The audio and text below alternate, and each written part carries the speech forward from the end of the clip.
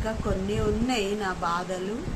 నేను దేవుణ్ణి ఎట్లా తెలుసుకున్నానో ఇంకో మళ్ళీ వీడియోలో నేను మాట్లాడతా.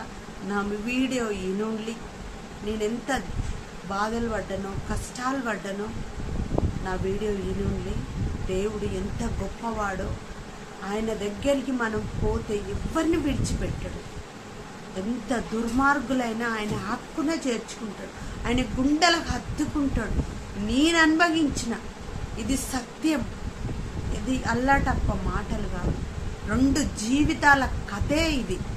2 జీవితాలు ఇయ్యాలని మీ ముందట నేనున్నాను అంటే ఇది కేవలం యేసయ్య పెట్టిన భిక్ష. ఇది మనుషులు కాపాడింది కాదు, ఏ దైవం కాపాడలే, యేసు ప్రభు మాత్రమే కాపాడండి. ఇది సత్యం, ఇదే సత్యం. యేసు నామానికి మహిమ కలుగును గాక. ఆమేన్.